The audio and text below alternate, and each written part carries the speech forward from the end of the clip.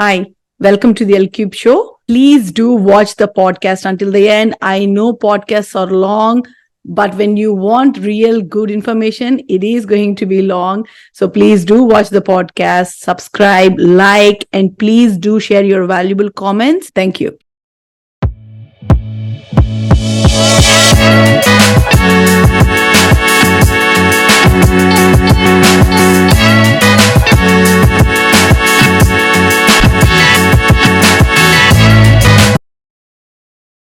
Hi, welcome to the L Cube Show, Mr. Vijay. Thank you, and thank you for hosting me on your wonderful channel. Trust me, pleasure is mine. So for the viewers, we have Mr. Vijay Kumar, whose better quote is how the principal economic advisor has quoted you saying that you are doing service to our nation, not in the sense of army, but you're doing service to our nation by bringing our gods back home by your India Pride project. Before we get into your India Pride project, please tell me about yourself, Mr. Vijay, like where you grew up. And I know there is a little bit of influence of your grandmother on you and the stories you heard from her. So please go ahead. Tell me about yourself a bit. Well, typical childhood, born and brought up on the streets of Chennai. I hail from a small village close to Chennai, but bulk of the time was wasted around running around the streets of Chennai. Grew up playing all kinds of sports, listening to grandmother's stories, our epics, Puranas.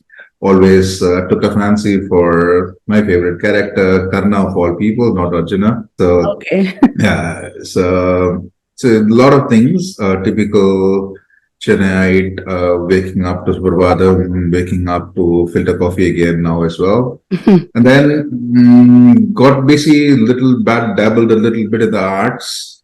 I used to draw and paint a bit and do a little bit of artistic work, but before I realized that I was never going to be a master of that, went into shipping. I'm a chartered shipbroker London in terms of work. That's the day job, as my son says. The day job is in shipping. Yeah, so you're the general manager, right, in a shipping company? In 2006, I moved to Singapore. I was there for 15 years. Before, during COVID, relocated back to India now, and currently I'm CEO of a Indian company. So the Singapore stint was about 15 years, and now back home to Singapore, Chennai. And I would say that art was always in it, always intrigued by art, but then after sketching, dabbling in sketching, took up photography. Those days, when we mean photography, it was real photography. When I say real photography, I understand. It means no filters. No filters. Not just filters. You need to know what a roll is, how to load a roll, and you had to optimize on it because you had at best a certain number of exposures. You just can't go click, click, click, click, click. Yeah. And it was money, and you didn't know the output. You need to wait when you develop. Sometimes it will come out beautiful. So you need to really compose your frames. A lot of time studying the subject. And fortunately for me, my grandmom introduced me to a work of historic fiction, which my mother too told me that, it's something that they all look forward to. And I was quite intrigued. 50 years ago or 60 years ago, there was this work of historic fiction written by the great Kalki Krishnamurti. Which today, thankfully, thanks to Maniratnam, or how you look at it, hardcore fans of Ponniyin Selvan would say otherwise, including me. I felt that it could have been a better adaptation, but yeah, at least Ponniyin Selvan is known. But I would say that it's not a Lord of the Rings adaptation. I would say the book is still supreme in this case. And I would So Kalki wrote this as a work of historic fiction, loosely based on the life of great Emperor Rajaraja Cholas, early life, which nobody knew what happened. So he had the freedom to do whatever he wanted to do, based on 3 inscriptions, basically. One was the Udayarkudi assassination inscription of Prathikra, which talks, which names the killers of assassins. So that was one inscription, and the second inscription talks about how Rajaraja records gifts he made for the big temple, and he quotes Yam Kurtavim, that means what I gave, what my sister gave, and what my wives gave, and it's wives plural. Rajaraja had many wives, but then he put his sister in front of the wife. So that's what Kundavai as a dominating character portrayal comes from, the sense that even before the king put his queens, he named the donations of the sister. So these are a couple of things And then there is an inscription that talks about how Aditya Karigala, who was in fact a much greater warrior, as a lion cub who sports at 14, he went to battle and he caused such a major upset. So these are three inscriptions. So we all got, I would say, intrigued to look at it and follow the Chola trail. Vadyatev and Padayil. So went around looking around. All the great water bodies that are supplying water to modern day Tamil Nadu are all what the Chola army did in their free time. Yeah. Actually, I did a reel yesterday about that. We did a podcast on dams on last week, and the Karikala Chola, he was the one who constructed the dam on Kaveri. I think that's the oldest. Well, strengthen the words. Karikalan Katinan Kalanai. So Kalanai, is it a dam or a check dam? So what you see today obviously is not what Karikala built. It's in the same location, but there was a very organized attempt at water management. You take whatever Viranam, everything, every large water body that is surviving today is all what the Cholas granted. More importantly, the edifices, the temples. Yes. And I started getting interested in it to understand and appreciate. At what age, can I ask, did you read Kalki's book? Class 6, 7, 8 maybe. Years or in the class?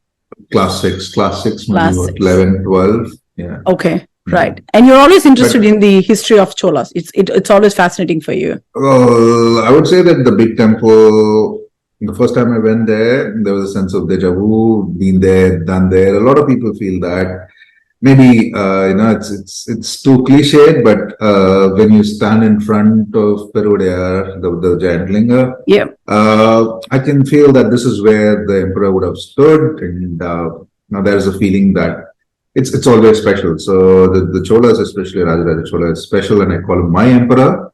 And so at that point, I wanted to take up something, I was not wanting to do what everyone else was doing. So a couple of friends took up reading inscriptions because, Tamil script goes back 3,000 years almost now. Yeah. And you have written examples around Madurai, for example, from the 3rd century BCE. And it's very difficult to read, but if somebody reads it to you, it's Tamil, so you understand it. So, the language and the script are different. So the language stayed, the script changed. Yes. So the script changes every 100 years, and from the 14th century, it's contemporary. You can read up to the 14th century script, you can read now. But before that, the Chola script around the 10th century is not very difficult, but it will require a little bit of training. All that, going and seeing a temple, seeing a Raja name, it will go as was history. And then you see Raja, and then it was like a high for you. And a lot of things happened. But then I picked Chola bronzes. Thanks. I attended a very interesting presentation by a retired scholar, Sri Seshadri Desikan. I was sitting the last bench of that event, and I was so surprised that we know so little of our gods, especially what is considered the high water mark of Indian art, and that they should not be even seen as art. In Tamil, we call Chola bronzes Tripithirumenis. The Rimeni literally translates to body of God. But they were never intended to be art, and we've had cases of bronzes being stolen from the 1920s, surprisingly, wherein there was this organized looter masquerading as a scholar called Dubrio. When did you first come across such incident happening, or in your life? I'm sure you have your life. So what happened was in terms of photography took me around sites, and my work took me around the continents. I was basically looking at Indic influences in Vietnam, Cambodia, Thailand, and all that, and always come back to India. Even while in India, we used to travel around the sites. Yeah. And there was one of the sites where we noticed active theft that was happening. In fact, it's shocking. I was on a site last weekend. That's not this Sunday, the previous Sunday, along with my family, and that site was robbed last Saturday. And I'm talking. After 20 years of my work, this is still ongoing. This is still heritage at risk. The networks are still working. And this has just come up 2 days ago. And the site which we documented a week ago has been robbed. So, we've been having this problem. So we generally split it during the colonial period, post-independence up to 1970, and 1970 onwards till 2006-7. That's when we were doing our. I'm sorry to stop you here, Mr. Vijay, but do you think at the time of in colonial period, don't you think the same thing started, or do you think it started very late in the like what we know from 1970s? Well, I think we lost a lot. We are continuing to lose a lot. I would not want to peg reasons in the sense that as communities, we should have gotten our act faster. Yes. We should have realized the seriousness of this happening much earlier. Not just faster, I think you always should be present there to protect your own gods or protect your own communities. Well, in the colonial period, it was slightly different. For example, in Prathikra, which was a Danish colony, the Danish collector, for example, chanced on a buried hoard of 30 bronzes, and the locals basically cry and beg him to give it back because he just had a land contract to build a fort, and these were buried under the ground, and these were beautiful Shiva Nataraja, Somaskanda, and a set of 30 bronzes, not just so a mix of sacred murtis and puja items. And then you realize that he basically had the power. He had the power to basically decide whether you live or not. That's how you're talking about the power of the white man or the brown man. So I sit today in what was traditionally called Black Town in Chennai. So people's memory are so shallow that we forget the conditions. And similarly, there was a Jesuit priest called Leventhal who traveled around Karnataka, and he appealed to the king that time, the king there, to take some sculptures. His appeal was not given. And then he still goes around and he basically gives the locals trinkets like spectacles or this and that, and takes away 80 sculptures, Hoysala, from Karnataka that are currently in the Denmark Museum. And similarly, the the Danish Can I ask you, were they looking at them like just art? No. I think what was initially intriguing for them was that, after about 800, 600 years of whatever foreign rule, most of these were impoverished, especially, and for them, they looked at us as native savages, and for them to even think that these native savages could come up with something as beautiful as not that they looked at it as beauty, they looked at it as grotesque. Some of her statues, they did not like we don't deserve it. Like we don't deserve it. They were quite surprised that this civilization was able to create something of this nature. I think there were a few good men as well. So there was this British general called General Stuart in Calcutta.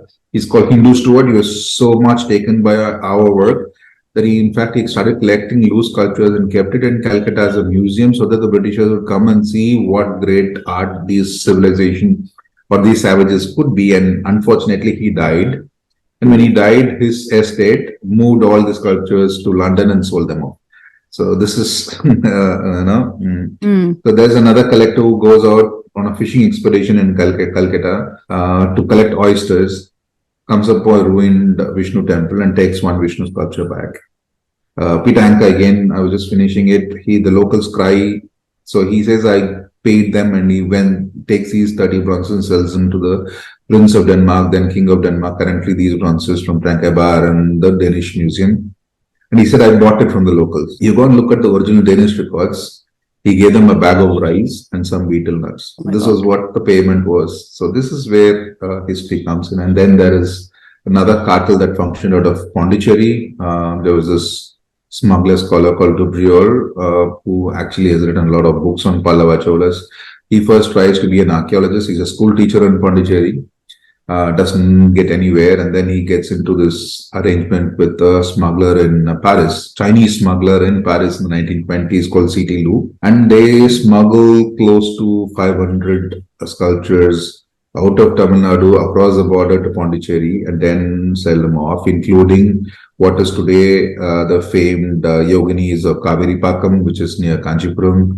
You take the Rijksmuseum, you take the British Museum, you take the Rijksmuseum Museum in Switzerland, you take the Metropolitan Museum. All these Natarajas are property of C.T. Lu, sold by C.T. Lu, sourced by Deprives. So this was another cartel that was systematically robbing. They had Dubriol had a local thief called Tangavelu, who was a local who used to go on these recce trips and basically It's a big network, scout basically. areas. Yeah. And we see this happening every time. Like the same thing happened in the 1980s when there was this big network called Vaman Gia. There was this book by Peter Watson called Sotheby's Inside Story.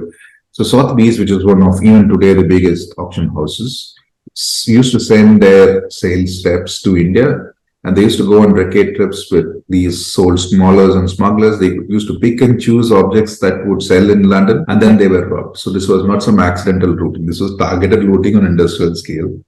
And then these smugglers, so Peter Watson did an expose, and he says he met 3 networks, 2 in Bombay and 1 in Rajasthan, and they apparently on camera told him, "Do you want the Taj Mahal? Let me know. I'll ship it out in parts to you." And this was how. Do you want what? Taj Mahal? Do you want the Taj Mahal? We'll ship it to you. So this was how blatant they were. And not that, I believe instead of our Murthis, if the Taj Mahal goes, I think there are much better sculptures available, much better edifices available in India. The Taj is okay, but then there are much more beautiful areas that need more promotion. But then, so India acts after this 10 years passes. Peter Watson publishes this interview, then publishes a book, and then India goes after Vaman Gia in 2003. He's arrested in Rajasthan. When they're arresting him, he's locked himself in, and he's burning catalogs of Sotheby's and Christie's. By the time they go, he's burnt all that, and they raid his farmhouses in Delhi. They got about 840 odd sculptures, 450 are fake, the rest are actuals. So basically, these guys were making replicas, showing the replicas and exporting the originals, getting the export license. So Vaman Gia supposedly sold about 10,000 works of Indian art, and these used to go to his friend companies in Switzerland. There are 4 companies that we know of, and then they would be bought out from Switzerland into London as property of Swiss gentlemen. Okay. So none of these sculptures ever came back to India despite Vaman's arrest. So Vaman was acquitted in 2013 for want of evidence. The most surprising part was one of the sculptures, a dancing Shiva from Rajasthan. So when Vaman was arrested, his buyer got worried in London, and he kept the sculpture outside the Indian High Commission. But this information was not passed and not actioned upon, and this sculpture stayed inside the High Commission for 20 years, till 2019, when we were looking at another restitution ceremony which we did. It was in the background, and finally we got him back. We managed to. How do you track these things? Like, how do you actually track them, and how do you know that these are originals? Well, firstly, fakes are easy to find for the trained eye. So, for example, my specific area of interest is Chola bronzes. You need to see about 10,000, 20,000 sculptures for you to understand what is a Chola bronze? Yeah, what exactly is a Chola bronze.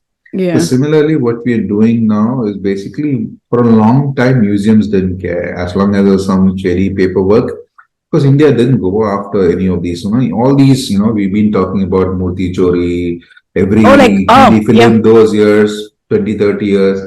But then you'll be surprised to know that India brought back only 19 antiquities from independence till 2012. India brought back just 19 objects. And from 2012, when we have been active since 2007. In fact, I presented a major paper in 2008 in a conference saying we are losing 10,000 works of Indian art every decade. We need to do that. So it's been like a almost 20-year battle to change perception. Can you tell me, like, how do you know it's just 10,000? Do you go back to these museums in Switzerland or in London? Really. What we're looking at is basically statistical analysis. So to make you understand, I wrote a book on this called The Identity, which deals how we brought down the Subhash Kapoor network. Kapoor was arrested in 2011. That's a long time ago in Germany. In 2012, Homeland Security released, it was covered in the New York Times as well. Operation Hidden Idol was the name. Yes. His holding stock, that is unsold stock in 14 storage locations in 2012 was 2,622 objects valued at $108 million. This was his unsold stock. Wow. And he was a mid-level dealer, and he was in business for 35 years. And this was they're using it like basically like bitcoins, right? I saw in one of your units you were saying that the art dealers are using it as. So there are different ways. First of all, early part, there were collector connoisseurs who basically like to have these, and it's really disturbing if you really see some of these collectors having our bronzes and our Kosta Murtis in their swimming pools, in their gardens, in their bedrooms. Oh my God.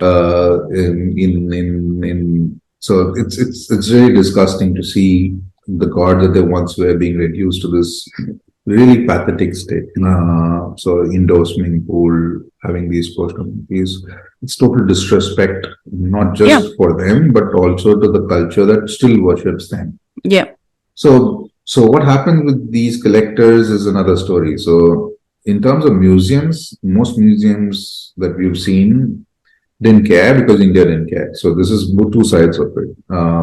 But then when you spend $1 million, or we got back the Nataraja of Sri Prandan from Australia, they bought it for $5.6 million. Or Yeah. I heard that it was in National Gallery of Australia, right? Yeah, National Gallery of Australia so far returned almost $22 million of Kapoor's loot. The Art Gallery of New South Wales, another Nataraja from Kaldakurichi. We had South Australia. In AGNSW returned the Ardhanarishwara from Rudrachalam, which was our first success, wherein, in their own library, they had a book published by Douglas Barrett, which had the same sculpture photograph before it was stolen. It was in their library itself. So if their provenance network, if they've even gone to their own library, opened up one of the only Chola books they had on Chola art, and then you have it there. That you had the proof there.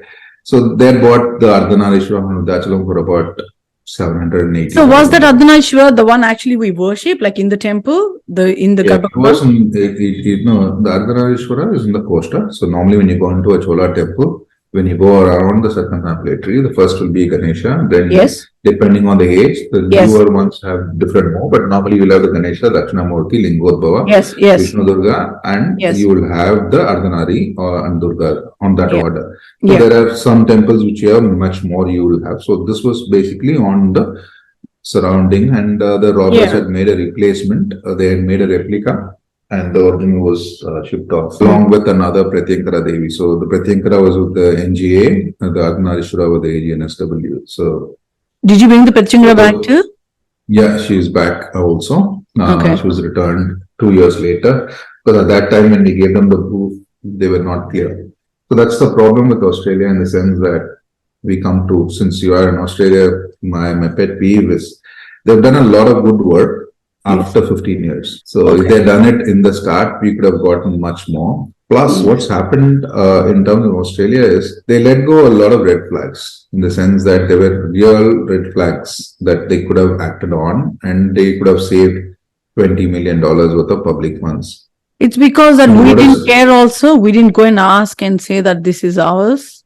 Not only that, whatever forensic audit was done, it was only an audit to give back.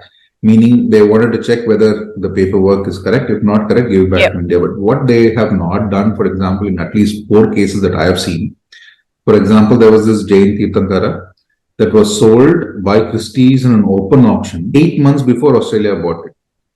And it was sold for 8,000 pounds. If somebody had Googled Jain Tirthankara marble, the first that would have come was the auction. So at least they would have known. Okay, if they did not have experts to match it, at least they would have known this is the price that is going on. Now, Kapoor sells them along with like a Prabha Pali for the Jain, almost for $100,000.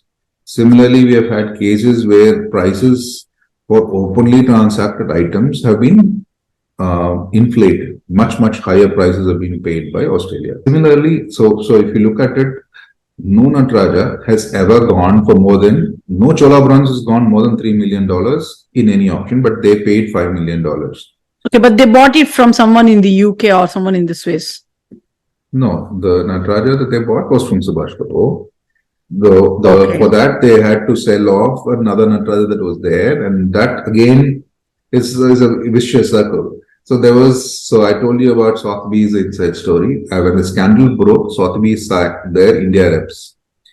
India did not act on it, but the 2 officers who were traveling around India organizing the loot, they were sacked. They started their own antique company. And they actually sold the Nataraja that Australia deaccessioned to the Louvre Museum in Abu Dhabi, the new Louvre Museum, to fund this 5 million Nataraja. So you sold what you had before for $1 million. And that is another case that this Nataraja was bought for almost $1 million 30 years ago. And it was the action after 30 years and sold for the same amount. You made no profit on it in 2006. So this is an ancestor circle. And we have in the past, actually with a journalist called Michaela Boland of the Australian, we published we had something similar to the Right to Information Act, the Freedom of Information Act, wherein gifts given to a museum by the same curator who was dealing with Kapoor for another museum, where he talks about gifts by very important gentleman in Australia. He gets tax breaks. So anybody gives gifts to a museum, they get tax breaks for which they can carry forward for 4 years. So it's not a free gift. So anybody gifting, not only do you have your name in the honor list, you have tea parties, invitation, but you also get a tax benefit. So we have on record the curator writing to a valuer. So basically, when you are gifting, you could have bought it some 10, 50 years ago. So somebody need to value it, even though it comes free to the museum. Yep. But in essence, for you to qualify for the gifts program where you get the tax break. So the curator is writing to the valuer, oh, but this has been in public exhibit for too long. Don't you think your valuation is low? Can't you give a higher value? And this is like totally gross in the sense that the curator of the museum has no business inflating the price for a gift or a donor. So these are things that Australia conveniently swept under the carpet. The entire team that oversaw, or rather, let's say, ignored all the red flags, were given a quiet send-off. All of them are no longer there in the National Trust of Australia. Mm. Well, sacked is different. Yeah, I get it. I get what you're saying. Sacking is an embarrassment. In this case, I think they got off with just a rap on the knuckle. But then the financial improprieties are still there and have to be investigated. Yeah. So all this we're talking about just Cholas and just Tamil Nadu. So what about the other states in India? Not really. For example, the National Theatre of Australia returned a sculpture from Ram and Sita, the one. Chandavaram, from Chandavaram is a Buddhist site, worshippers of Buddha. This site was robbed 3 times in a span of 18 months in 2004. The robbers came, tied up the guard. The second time they drugged the guard. Third time police were there. They came with guns and robbed. So the same ASI site was robbed 3 times between 2004 and 5. They actually broke the sculpture into 2 to facilitate transport. And then they stuck it together and sold it to Australia. Currently, it's been given back. In fact, we are tracking 3 more from the same theft. One is in the Louvre, Abu Dhabi. Hearing all this is so heart-draining. How can we save our gods, Mr. Like, how can we save our gods? Well, it's simple. I think we can't keep them in museums all the time, right? Gods are there to worship them.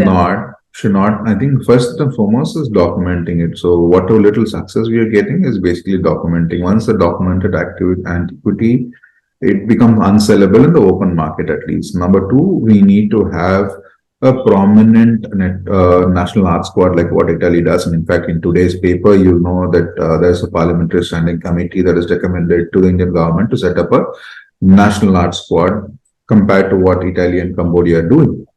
So I think you have to photograph the antiquities. You have to ensure that we fight legal cases. So far, India has been on a soft diplomacy wherein we are requesting, please give back, and then there is this photo op where everybody is there, hunky dory, we shake hands and come in. I'm quite happy that Subhash Kapoor is still under inside prison because he is possibly the only high-level dealer who has ever done any time, not just in India, anywhere in the world. The US, you see all these high-profile seizures. They pay $1 million fine or 10 million fine, and they come up saying, "Oh, then they say you should not anymore do this." Oh, no, okay, sir. This is like what? This is not a punishment. This is like school children. So unfortunately, the Indian authorities have been, I wouldn't say not good. I would say at least not as slack as the rest of the domains. Yeah. But we still have a lot to do. Recently, our Prime Minister, Mr. Modi, also he bought 157 artifacts, and there is your help behind that. Like, what was your role? I think nobody brings anything. I think the gods want to come back. They pick. Yeah, definitely. Yeah, that's definitely true. Yeah. So what is happening is there's been criminal complaints lodged. We've had sculptures returning all over the world. We've had distributions in London, in Milan, in Amsterdam. So a lot of things are happening. But on the ground, I would say for the last 8 years, nothing changed.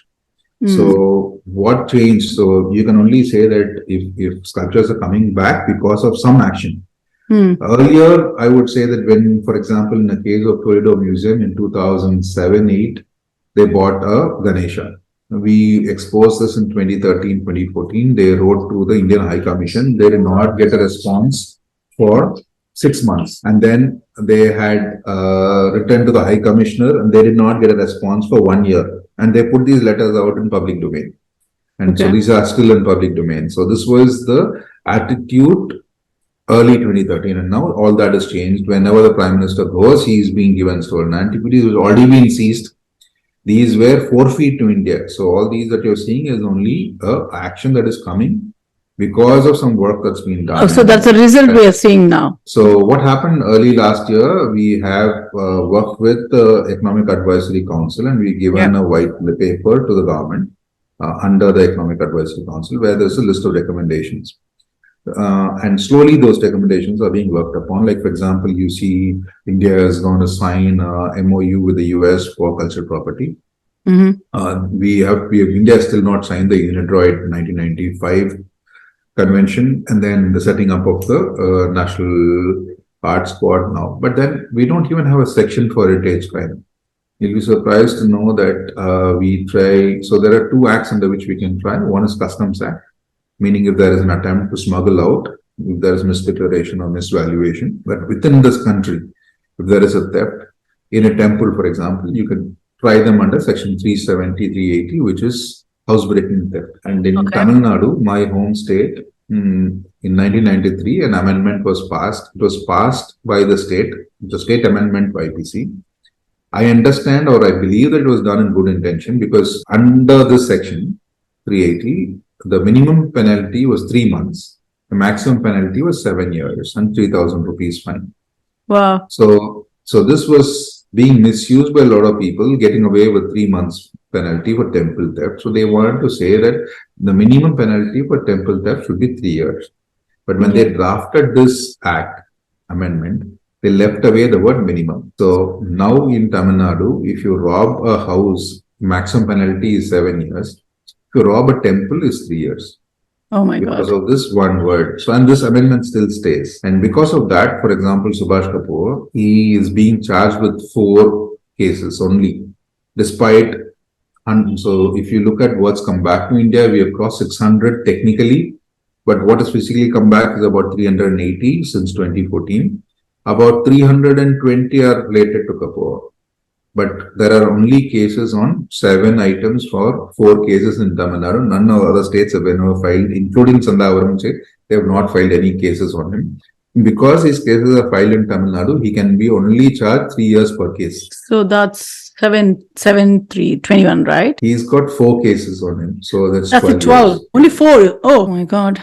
What about the rest? Like, why didn't they want to file the case? They just got the item back and they're happy with it? Yeah. So it's again, that's why I say the perpetrators of the crime are still out.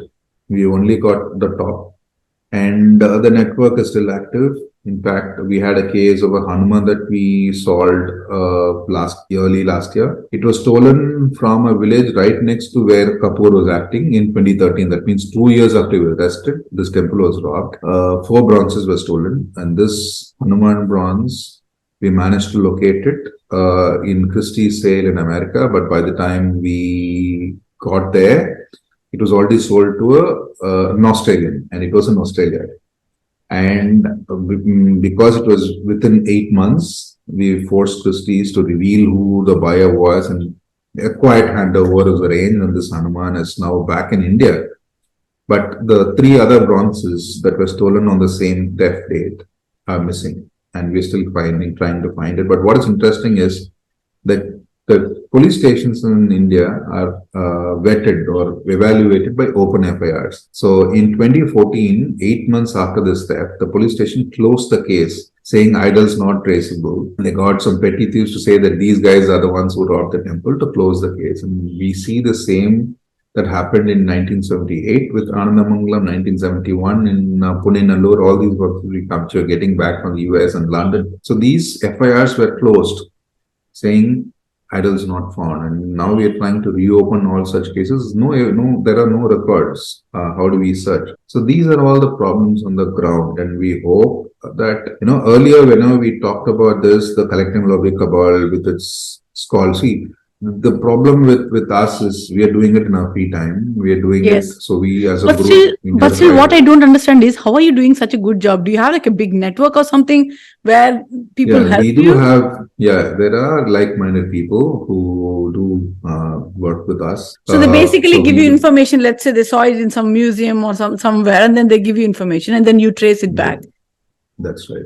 So we work with a lot of sources. We also assist law enforcement on a pro bono basis. Where is this calling coming for you, Vijay? Like, why is this so strong calling coming for you? Like, where it started? For me, the thing is, I'm not a trained historian, not a trained actor. Yeah. If I can know so much, the experts and scholars before me definitely know much more. Either they chose to keep quiet or were complicit. Like, weren't you fed up by looking at all these systems, broken systems and everything? Nothing is working. Like, where are you getting that strong urge from? Well, tell me the base quote line that is putting you like staying so strong. Well, as I said, I strongly believe the gods want to come back home, and they choose us as a vehicle, and to see them go back to worship. When you go and see these beautiful bronze murtis coming home. Who is your favorite god? Can I ask? Who is your favorite? Ishtadevta? For me, I would say that there are God in multiple forms that is created by man. So for me, be it a Jain Murti, be it a Buddhist Murti, be it Indus Sea, these are our ancestral treasures. These are my ancestral treasures. These are the shared heritage of this country, which I should not be paying 10 pounds and $10 to see in the Metropolitan Museum or not, especially because they've been looted. And they've been looted under my watch. When I say my watch, in the last 100 years, that's mean we as custodians have not done our job, and our sacred job or our only job is to ensure they remain on site and pass on to the next generation. Okay. I think that is the reason why I'm saying all this is when you see the gods go back to worship after 40 years. I consult for similar groups in Nepal, Cambodia and all that. We were in Nepal overseeing a returning murti, and it was stolen 50 years ago, and this murti comes back. The original custodians still had the kavasa, the silver armor of the original deity. They had made a replacement deity. So imagine we bring this out in a palanquin. It's so heavy. In Nepal, we are all carrying the palanquin. We are actually the palanquin bearers, our team there. And we go around the small street, around the shrine, and this deity goes in.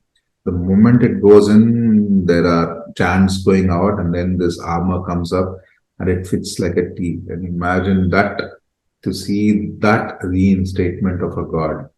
And that is payday for us. And to me, I think collectors, we've had cases like we've now cracked, actually on August 15th, there's going to be a ceremony in London where we've cracked 2 more deities.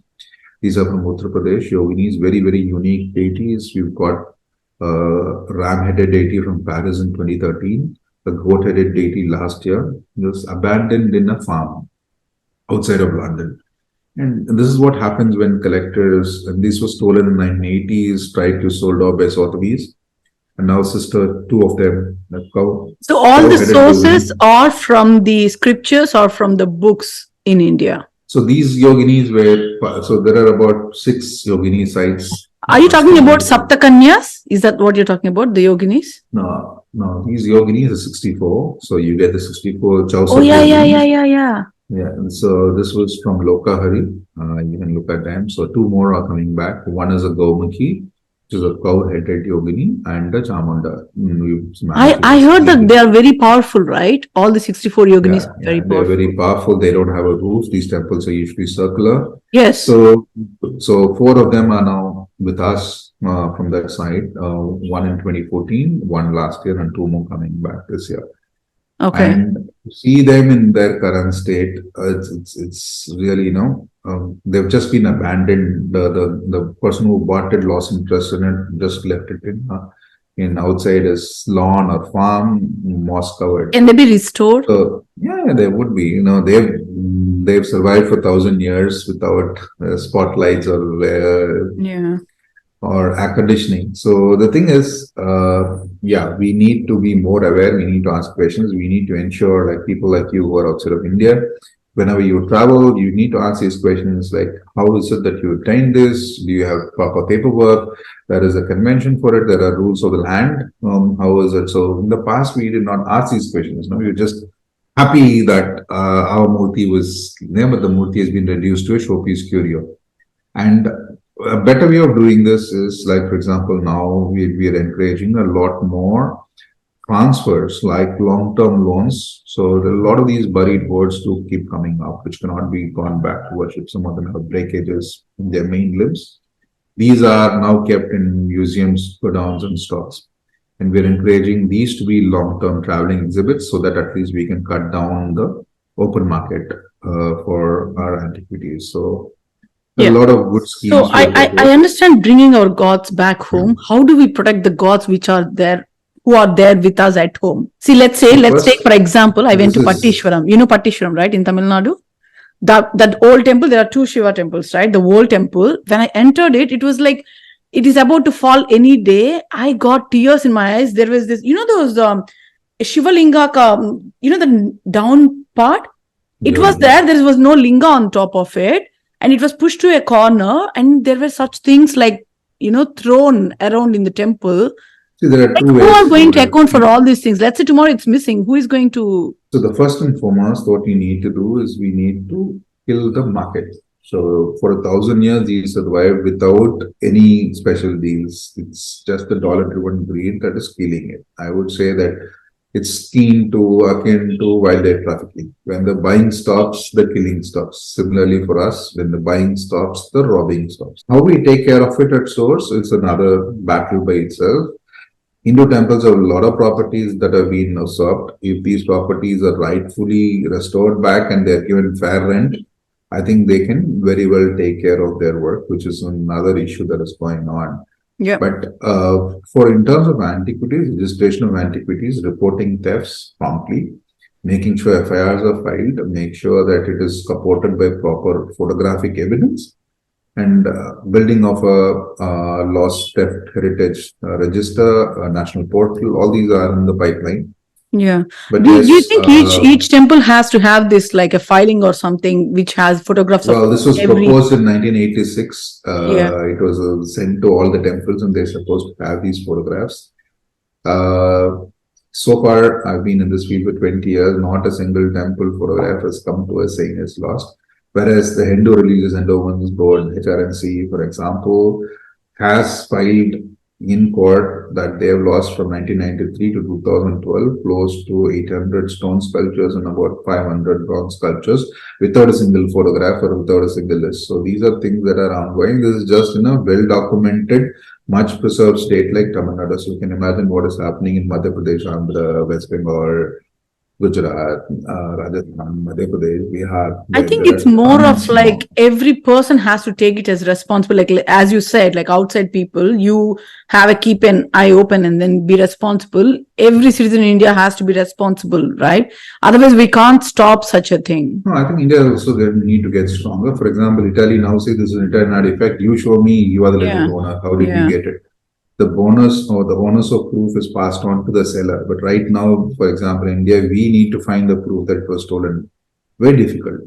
It takes about hundreds of hours to find a single match. and you find a match out of 1,000, you might find a one match. So it takes a lot There of have to be effort, especially. stricter laws with the customs, right? That's where I think. Well, there is a 1970 UN convention. There is a lot of activity that's going on with UNIDROIT. There's a lot of activity going with it. But then imagine it comes back to punishment. So imagine if you succeed, you get millions. If you get caught, the fine is 3,000 rupees, which is 3,000 rupees is what, $20. So that's the problem. Our laws are not, and then compared to, say, have you requested this with Mr. Sanjeev Sanyal when you actually got to? Yeah, this is part of our recommendations. In fact, we've made this at different forums. But the issue is there's a very big collecting lobby cabal that is occupying the prime advisory space in the powers to be. And you know who these collectors are, you know who these researchers are, and they get invites to go to New York to have a residency in these museums. So they always bitch about us and they say, these guys, they cry wolf. So till about a few years back, we were waiting for this moment when we get recoveries by the hundreds. Because earlier, even in Parliament, when my book was shown up by an opposition MP saying, look, you are telling only 5 and 10 lost. But this guy is saying thousands lost. No, it's not that we have only lost 10. But now when hundreds are coming back, then the issue is getting much more serious. Oh my God. As you're speaking, I'm like, well, like, how can you actually, I don't know. I hope you don't get tired from this. Because it's Cambodia, you look at Nepal, Cambodia has got back over 3,000 works of art. How did they manage to get back? How did they manage to get back? Well, Cambodia is much more recent. If you remember, Cambodia had a lot of bad flood, the Potpor, the Khmer Rouge. Are we talking about the Angkor Wat temple as well? There. Yeah. So you're talking about Cambodia has lost about 60 to 70,000 major sculptures during the Khmer Rouge blood antiquities. And there's one dealer called Lachput who was actually from Bombay, British Thai passport holder. He's passed away despite being indicted. Last year he died. He used to have Chola bronzes and Angkorian statues in his houses in Bangkok and Thailand. His daughter's now returning 200 odd sculptures and $20 million to Cambodia. And we will get back hopefully 7 Chola bronzes that are with the daughter now. But imagine Nepal, for example, opened to the public only in the 80s, and they've lost like thousands. And India has been open for almost now since 1920 for this market. So how long? There's a lot more to be done. If you want to look at it as an art, there are a lot of art sellers out there who make bronze sculptures or who make stone sculptures. Why are they taking it from the temples? Well, I think this is just my general normal question, Vijay. It's just like a collecting. So the first thing is, why don't you collect something from the art seller itself? Why are you collecting from here? What is that extra need you need to go into the temples and bring them? Well, depends on how much spare money you have. So if you have $1 million, which Norton Simon had in the 1970s, Norton Simon was the richest man in the world, not just richest man, he was richest man in the history of the world. So he marries for the 3rd time, I think, an actress, and they come to India, and she wants to have some sculptures, and he starts buying. And he buys the famous Sivankum Sopuram Nataraja for $1 million in 1970. So imagine $1 million in 1970. Yeah. In today's world. And India fought for it, and unfortunately they pressured, so he gave back the Nataraja. Thank God. He got a waiver for 2 years that he could buy anything of Indian art that will be outside of India, which is an out-of-court settlement. And he actually transitioned over 300 of his sculptures. He washed his art, including a Somaskanda that was part of the same Nataraja. So it's like turning your black money into your white money. So these are all, it's always been loose for India, because for a long time we didn't care. So there was this raid that happened in London in 1985. Tamil Nadu police, the priest from a temple, and the Scotland Yard raid a gallery. They find 240 odd sculptures, they seize it. They go to the house of the gallery owner, they seize 41. One of the Natarajas is sold to an American museum, the Campbell Museum. Only that Nataraja that was sold to the US came back to India. Okay. There is no paperwork available in India about this raid in Scotland Yard. Scotland Yard does not have any record of this raid except for this one particular newspaper article in India today that naming the people who went on the raid. So this entire file, and nobody knows what happens to this 281 sculptures that were seized in London, part of these raids. So this is how the cartel has operated for so long. Wow. I hope it's not operating right now. As I said, we just lost 8 bronzes from a Jain Chola temple this Saturday. And I had the misfortune of visiting the temple the weekend before. The cartel still works. Oh my God. That's so sad. Okay. Right. I don't know really what to say. How are you going to work through this? How are you going to work through this knowing that you still have added 7 more, idols to your list? What do we have to do? We have to. Yeah. I don't know. I hope you get the strength and I hope the government favors to you and then we have to stop our borders and please, guys, please go and buy some art. If you want some artworks, don't go into the temples and steal the idols because this is beliefs of some people, right? It's a culture. They respect the gods. Please respect the other cultures. So yeah, thank you so much. I just don't know what else to ask you. Like you gave me a lot of information. So yeah, let's work together and see how best we can do. And thanks again. No, thank you. Thank you so more much. News. We are working on a few more high-profile returns that you will please do soon. Please do. And on August 15th, you hope to have some more good news. Thank you. On August 15th. Okay, are you going to give any tip for our viewers? What is that we are going to hear on August 15th? As I said, God's coming home. That's the okay. tip. Something is coming home. Congrats. So thank you. And Jai. Thank you so much. Jai Hind. Jai Hind. I'm a very proud citizen of India. Thank you. Bye. Namaste. Like, share, and please leave your valuable comment and do subscribe to the L Cube Show. Thank you so much.